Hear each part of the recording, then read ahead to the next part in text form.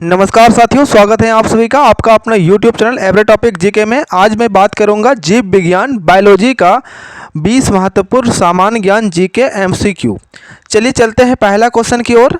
मनुष्य के शरीर में सर्वाधिक पाया जाने वाला प्रोटीन क्या होता है? मायोसिन, एल्ब्यूमिन, हीमोग्लोबिन या कोलेजन? मनुष्य के शरीर में आंसर हो जाएगा डी, कोलेजन। कोलेजन नामक प्रोटीन सबसे ज़्यादा पाया जाता है। लाइसिन क्या होता है? लाइसिन एमिनो अम्ल, विटामिन, एंजाइम या ग्लूकोज? आंसर देखते हैं कौन सा होगा, तब तक आप लोग गेस कीजिए। आंसर हो जाएगा एमिनो अम्ल। लाइसिन एक एमिनो अम्ल का। वृद्धि के दौरान बच्चों को किस एमिनो अम्लों की आवश्यकता होती है? वृद्धि के दौरान valine, lysine, threonine, histidine, threonine?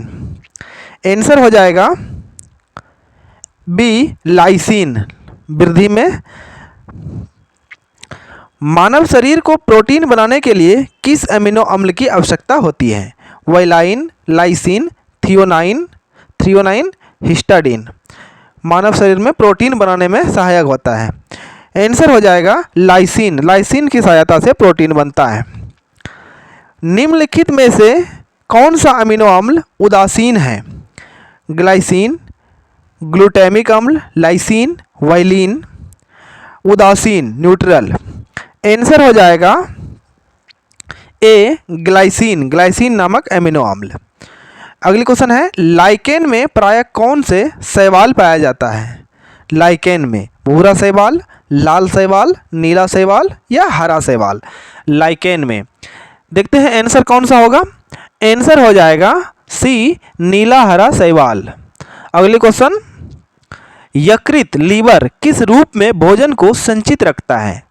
Liver glucose, glycogen, albumin या एटीपी के रूप में? आंसर हो जाएगा बी, ग्लाइकोजन के रूप में लीवर संचित रखता है भोजन को। केसिन नामक प्रोटीन का सबसे अच्छा स्रोत क्या होता है? केसिन दूध या मांस या अंडा या मछली? केसिन नामक प्रोटीन जो मनुष्य को प्राप्त होता है किससे? आंसर हो जाएगा दूध से। केसिन नामक प्रोटीन दूध से प्राप्त होता है। तंत्रिका तंत्र के अध्ययन को क्या कहा जाता है? न्यूरिटिस, न्यूरोटॉक्सिन, न्यूरोलॉजिस्ट या न्यूरॉन? आंसर हो जाएगा सी, न्यूरोलॉजिस्ट। तंत्रिका तंत्र के अध्ययन। मनुष्य के कानों में कुल हड्डियों की संख्या कितनी होती है?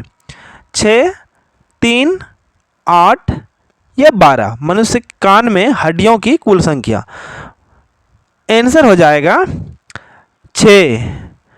सबसे छोटी हड्डी भी कान में पाया जाता है। निम्नलिखित में से सिल्क किससे प्राप्त की जाती है? सिल्क का दो धागा होता है, वयस्क कीड़े से या कोकून से या तितली से, अंडा से? आंसर हो जाएगा जो धागा निकलता है वो कोकून से प्राप्त किया जाता है, कोकून। अगली क्वेश्चन है, जंतु जगत का सबसे बड़ा वर्ग कौन सा है? जंतु जगत का मोलास्का या बी, आर्थ्रोपोडा, सी, इंसेक्टा, डी, पिसेस? आंसर हो जाएगा बी, आर्थ्रोपोडा। आर्थ्रोपोडा बहुत बड़ा जगत है। ऑक्टोपस निम्नलिखित में किस वर्ग से संबंधित है? ऑक्टोपस जो होता है किस वर्ग से? मोलास्का या पेलेसीपोडा, आर्थ्रोपोडा, सेफेलोपोडा? ऑक्टोपस। आंसर हो जाएगा डी, सेफेलोपोडा। नेक्स्ट क्वेश्चन है, निम्न में कौन सा रेशम कीट का जीवन चक्र सही है? अंडा, कैटरपिलर, प्यूपा, वयस्क, बी, अंडा, टेडपॉल, वयस्क, सी, अंडा, लार्वा, वयस्क, डी, अंडा, कैटरपिलर, लार्वा, वयस्क? देखते हैं आंसर कौन सा होगा। आंसर हो जाएगा ए, पहले अंडा, फिर कैटरपिलर, फिर प्यूपा, फिर वयस्क। कुछ जानकारी है, रेशम उत्पादन के लिए रेशम कीटों के पालन के अध्ययन को सेरीकल्चर कहा जाता है। रेशम कीट का जीवन चक्र जो होता है, पहले अंडा होता है, फिर कैटरपिलर, फिर प्यूपा, फिर वयस्क बनता है। 4 चरणों से गुजरता है।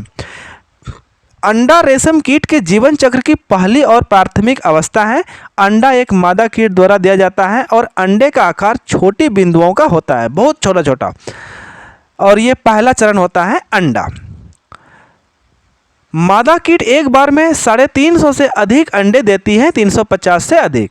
वायु में गर्माहट के कारण वसंत ऋतु में अंडे फूटते हैं। यह प्रक्रिया वर्ष में एक बार मात्र होती है। रेशम कीट अंडे के फटने के बाद पैदा होता है और वे बालों वाले होते हैं, उसके शरीर पे बाल होते हैं। वे शहतूत के पत्तों का भोजन करते हैं और लगभग 30 दिनों तक इन पत्तियों की एक बड़ी मात्रा की सेवन करते हैं। 30 दिन तक, लगभग 1 महीना खाते हैं। उसके बाद वो प्यूपा में कन्वर्ट कर लेते हैं अपने आप को। रेशम कीट अपने चारों ओर एक कोकून बनाते हैं, जिसे प्यूपा भी कहते हैं। उनकी रक्षा करता है, जो अपने आप को ढक लेता है। यह कोकून मिट्टी के एक धागे से बना होता है। कोकून एक छोटी कपास की गेंद के रूप में दिखाई देता है। प्यूपा एक गतिहीन अवस्था है जो अपने आप को बंद कर लेता है। अंतिम अवस्था तब होती है जब प्यूपा एक वयस्क कीट में बदल जाता है। वयस्क कीट में बदलने के बाद एक वयस्क तितली बन जाता है। यह अंतिम अवस्था होता है। एक पौधे का सामान्य प्रजनन अंग कौन सा होता है? पौधे का सामान्य प्रजनन अंग पत्ता या तना, जड़ या पुष्प, फूल। तो देखते हैं आंसर कौन सा हो जाएगा। आंसर हो जाएगा पुष्प। फूल एक ऐसा अंग होता है जो पौधों को प्रजनन करने की अनुमति देता है। इसमें नर और मादा युग्मक होते हैं। इसका नर भाग पुंकेसर तथा मादा भाग स्त्रीकेसर कहलाता है।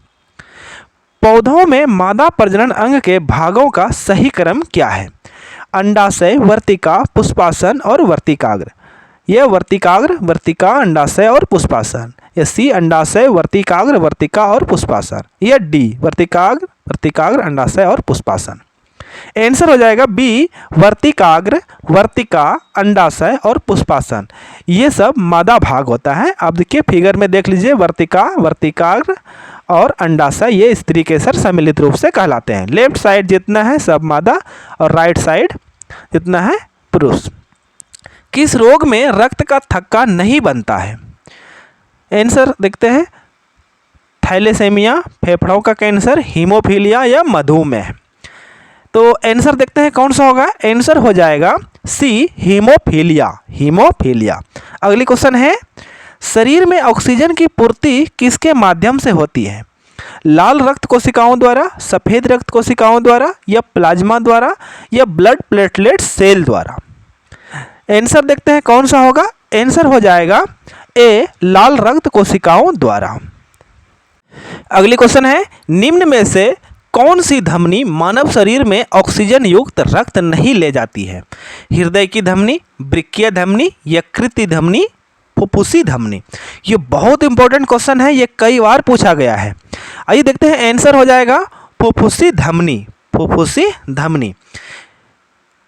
फुफ्फुसी धमनी मानव शरीर में ऑक्सीजन युक्त रक्त नहीं ले जाते हैं। फुफ्फुसी धमनी दाएं निलय से फेफड़ों में विऑक्सीकृत रक्त ले जाते हैं, यानी बिना ऑक्सीजन वाला। यह रक्त वायु कोश से सटे कोशिकाओं के माध्यम से जाता है और श्वसन चक्र के भाग के रूप में ऑक्सीजन युक्त हो जाता है। श्वसन चक्र से जब सटता है तो वो ऑक्सीजन युक्त होता है और फिर सप्लाई करता है। गर्भावस्था के अंत में बच्चे की डिलीवरी के दौरान निम्नलिखित में से कौन सा हार्मोन जारी किया जाता है? प्रोलैक्टिन, ऑक्सीटोसिन, ग्लूकोजन या एस्ट्रोजन? बहुत इंपॉर्टेंट क्वेश्चन है ये। तो आंसर देखते हैं कौन सा हो जाएगा। आंसर हो जाएगा बी ऑक्सीटोसिन, ऑक्सीटोसिन। इसके बारे में कुछ डिटेल है। प्रसव एक जटिल पीयूषिका से ऑक्सीटोसिन स्राव को उत्तेजित करता है। ऑक्सीटोसिन गर्भाशय की मांसपेशियों पर कार्य करता है और तीव्र गर्भाशय संकुचन का कार्य करता है। गर्भाशय को संकुचित मतलब सिकुड़न करता है, जिसके कारण बच्चा एक साइड बाहर निकलता है, जो बदले में ऑक्सीटोसिन के और स्राव के उत्तेजित करता है। गर्भाशय के संकुचन और ऑक्सीटोसिन स्राव के बीच उत्तेजक प्रतिवर्त जारी रहता है, जिसके परिणाम स्वरूप तीव्र संकुचन होता है और बच्चे का बाहर निकलना आसान होता है, डिलीवरी होता है। निम्न में से कौन सा मानव में स्त्री जननांग नहीं है? अंडाशय, अंडवाहिनियाँ, गर्भाशय, ग्रीवा, पुंकेसर। देखते हैं आंसर कौन सा होगा। कि स्त्री जननांग नहीं है। आंसर जाएगा डी पुंकेसर। पुंकेसर जो होता है फूल का भाग होता है। पुंकेसर फूल वाले पौधों के नर प्रजनन अंग है।